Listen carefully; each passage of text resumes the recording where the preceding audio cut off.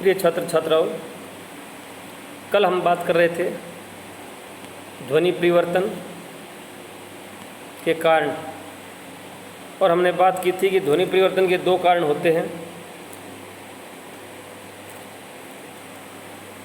एक तो आभ्यंतर कारण और एक होते हैं बाह्य कारण। और कल हमने आभ्यंतर कारणों की चर्चा करते हुए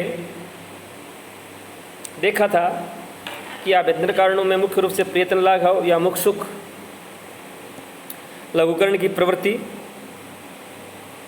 और अनुकरण की अपूर्णता।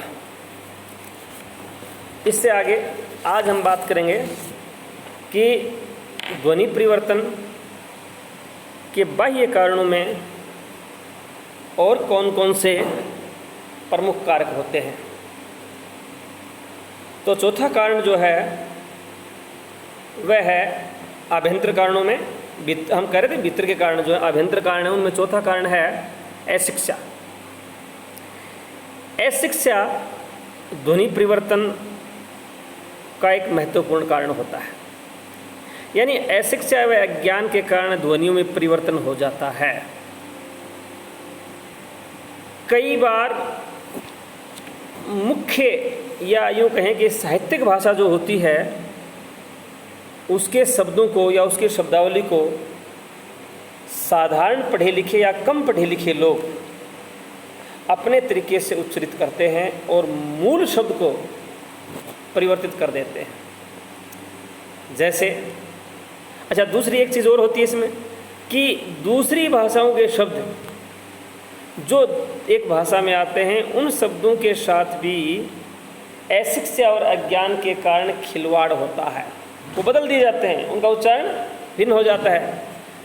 जैसे हम बात करेंगे हिंदी की, हिंदी में अंग्रेजी कुछ शब्द आए और अंग्रेजी चूंकि इस देश की भाषा नहीं थी, लोग यहाँ जानते नहीं थे, तो उनका उच्चारण बदल गया, ध्वनि में परिवर्तन आ गया। जैसे एक शब्द था लैंटर्न, लैंटर्न, और इसका यहाँ हो गया लालटेन।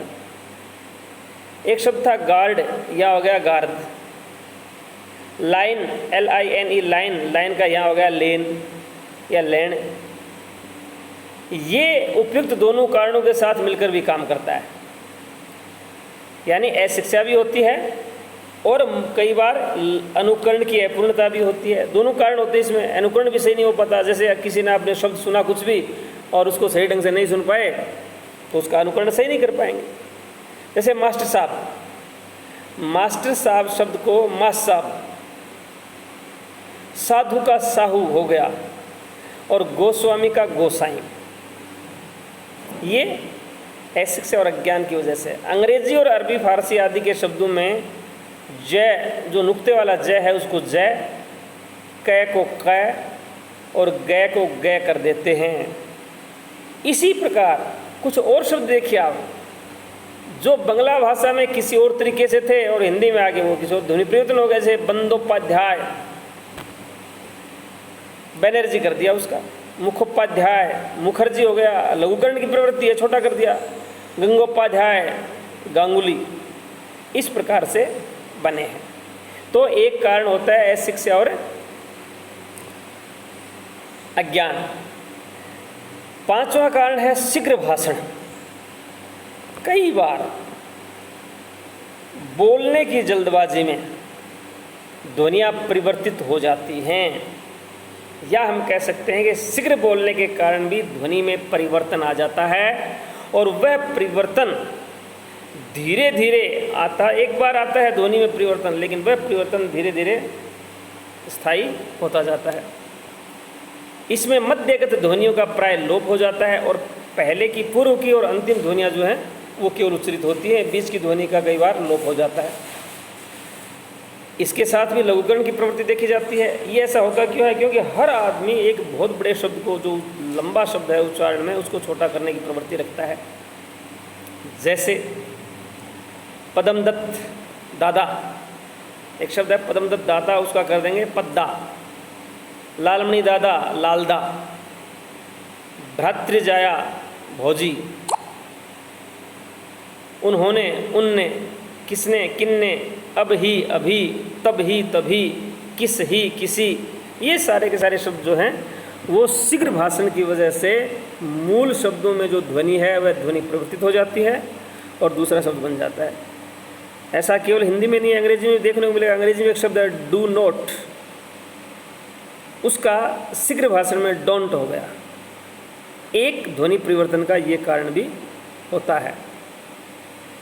अगला कारण है भावावेश। कई बार प्रेम, क्रोध, ये जो घृणा, हर्ष, शोक, ये मन के भाव होते हैं, ये बहुत ज़्यादा हावी हो जाते हैं या इसमें व्यक्ति आवेशित हो जाता है, आवेश आ जाता है, तब ध्वनि परिवर्तन हो जाता है। भावावेश के कारण भी ध्वनि में परिवर्तन होता है। जैसे राम, रामू, कृष्ण, कान्हा, कन्हैया, प्रेम की वजह से, लालचंद, लल्लू, पुरुषोत्तम, परशु, माँ का मम्मी हो गया, पिता का पापा हो गया, लालित का लाडला हो गया, मूल शब्द था लालित, लाडला हो गया, बच्चा का बचवा। ये भावावेश के कारण ध्वनि परिवर्तन हो रहे हैं। बाबू का बबुआ, बब्बू आदि ऐसे शब्दों की संख्या थोड़ी है लेकिन परिवर्तन होता है। और ये परिवर्तन, भावावेश वाला परिवर्तन, प्राय नामों के उच्चारण में देखने को मिलता है। अगला आभ्यंतर कारण है काव्यात्मकता। काव्य में कवि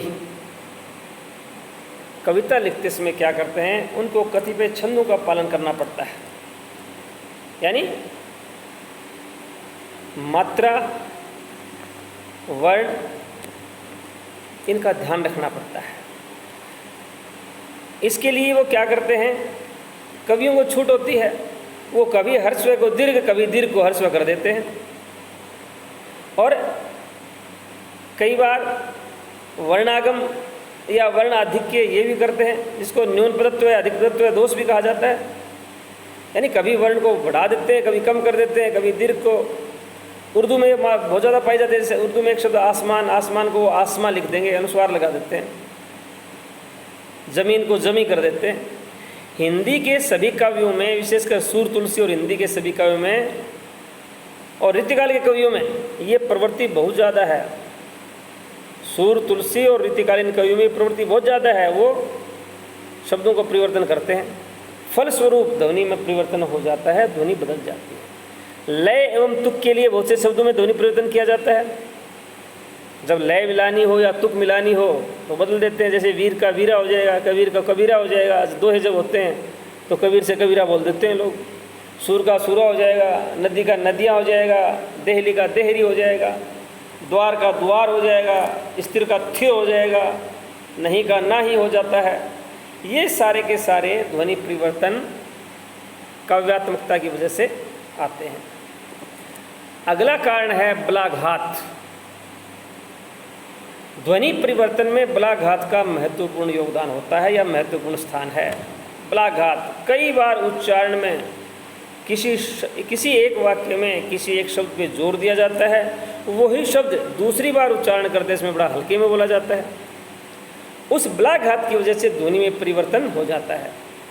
यानी जिस ध्वनि पर बल दिया जाता है, जिस ध्वनि पे बल दिया जाता है वो ध्वनि तो शेष रहती है, महत्वपूर्ण हो जाती है तो, और उस शब्द में बाकी की जो ध्वनियाँ हैं वो गौण हो जाती हैं या वो निर्बल हो जाती हैं, वो क्षीण हो जाती हैं। जिस ध्वनि को महत्वपूर्ण माना गया, उस पर जोर दिया गया, वो महत्वपूर्ण हो जाएगी, मजबूत हो जाएगी, और बाकी ध्वनियाँ गौण हो जाएंगी। देखिए जैसे संस्कृत में चतुर्य एक शब्द था, चतुर्य और चतुर्य के तुर्य और तुर्य स्वरूप हो जाते हैं, बदल गया, तुर्य का तुर्य हो गया। इसी प्रकार अभ्यंतर का भीतर हो गया, आभ्यंतर का हो जाता है भीतर, और ऊपरी का हो जाता है ऊपर।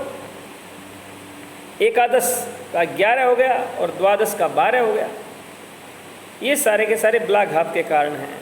और एक अगला कारण है कृत्रिमता, बनावटीपन।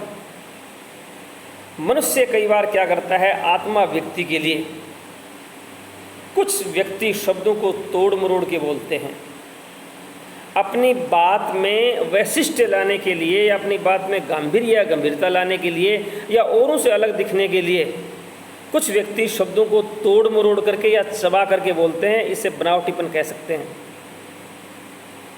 इसी प्रकार यादृच्छा शब्द भी गढ़ लिए जाते हैं। यादृच्छिक एक शब्द होता है, भाई बनावटी शब्द गढ़ लिए जाते हैं जानबूझ के, और फिर हो जाता है कि अमुक व्यक्ति की बोलने की शैली या स्टाइल ही ऐसी है, ऐसी चर्चाएं की जाती हैं। इसका स्थायी प्रभाव नहीं होता यद्यपि, लेकिन फिर भी उस व्यक्ति के बनावटीपन से जिस ध्वनि का विकृत रूप हमारे सामने आया, वह दूसरे लोग भी उच्चारित करने लग जाते हैं और ध्वनि में परिवर्तन आ जाता है। जैसे भाई का भैया हो जाता है भ्राता, पंजाबी में प्रा। अब ये जो प्रा शब्द पंजाबी का है, लेकिन हिंदी में भी लोग बोलने लग जाते हैं और धीरे धीरे ये प्रचलन में आ जाता है। बेटो का बेटो, उठो का उठो, बहनों का बहनों, बै की बजाय भय का उच्चारण होने लग जाएगा। छत्र का क्षत्र, स्मरण का सुमरिन, और स्पष्ट का अस्पष्ट। बहुत सारे लोग ऐसे बोलते हैं, ये शब्द जो है स्पष्ट है लेकिन बोलेंगे अस्पष्ट। और अंतिम जो अभ्यंतर कारण है वो है भ्रामक व्युत्पत्ति। व्युत्पत्ति होती है बनावट। भ्रमवश कुछ शब्दों की बनावट ही ऐसी बना ली जाती है या होती है, यानी अपनी भाषा के अनुरूप बना लेते हैं हम अगर जैसे हिंदी बोलने वाला व्यक्ति है, उसकी मातृभाषा हिंदी है, वह दूसरी भाषाओं के शब्दों को भ्रमवश अपने अनुसार ढाल लेता है या अपने अनुसार बना लेता है। ये हर भाषा में होता है। किसी दूसरी भाषा के शब्दों को लेते समय हर भाषाभाषी उन शब्दों को अपने हिसाब से तोड़ता मरोड़ता है और वह ध्वनि। अंग्रेजी के बहुत सारे शब्दों का हमारे साथ हमारी हिंदी में इस प्रकार से वो हुआ है प्रयोग। गिलास था, उसका गिलास कर दिया, ये भी एक कारण है। जैसे मैक्स मुलर का मोक्स मुलर हो गया, इंतकाल का अंतकाल हो गया, अरबी का था इंतकाल कर दिया अंतकाल। प्रोग्राम का प्रोग्राम हो गया। लाइब्रेरी, लाइब्रेरी एक अंग्रेजी का शब्द है, लोग उसको लाइब्रेरी बोलते हैं। आर्ट्स का arts college, art college. Go down, go down शब्द का हो गया गोदाम। बंजम, बंदरजी। इस प्रकार ये मुख्य रूप से आभ्यंतर कारण थे जो ध्वनि परिवर्तन के मूल कारण होते हैं। अब हम बात करेंगे अगले कालांश में ध्वनि परिवर्तन के कारण या ध्वनि परिवर्तन की दिशाएं, जिनमें आभ्यंतर कारण तो हमने देख लिए, बाह्य कारण कौन कौन से होते हैं जिसकी वजह से ध्वनि में परिवर्तन होता है, और ये हम देखेंगे अगले क्लास में। धन्यवाद।